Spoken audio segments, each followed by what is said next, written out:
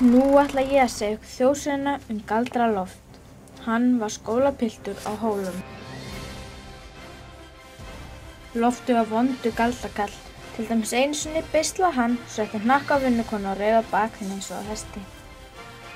Og einu sinni galdraði hann fram göng, lét vinnukonu inn í göngin, lokaði og hún dó úr hungri. Loftur lærði og lærði galdra. Hann vildi kunna svo mikla galdra að hann væri valda á djöflunum, en til þess þurfti hann rauðskinu og til að ná henni þurfti hann að vekja upp Gottskálk biskup því hann var með hana. Hann fór því og spurði skólapilt einn að hringja kirkjubjöllunum fyrir sig þegar hann gæfi merki og hann samþykkti með tregu. Hann sendi strákinn upp til bjallnanna og sjálfur fór hann út í kirkjugarð.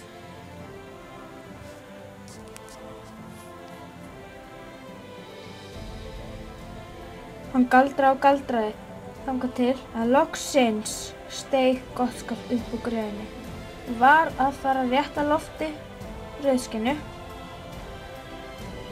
En skólapilturinn hélt að hann var að gefa merki og hringdi bjöllunum. Og þá sökk biskupinn aftur á jörðina. Eftir þetta atvik var Loftur alltaf mjög hræddur og hljóður.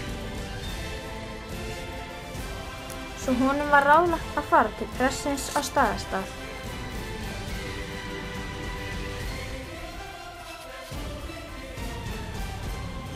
Presturinn tók vel á móti honum og leyfði honum að gista hjá sér í nokkrar nætur.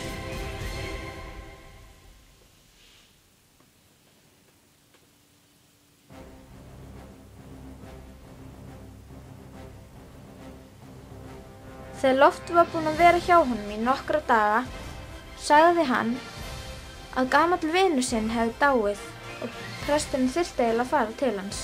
Loftur vildi vera eftir. En leið og presturinn var farinn, fannst honum hann verða að fara út þótt að presturinn hefði bannað honum það.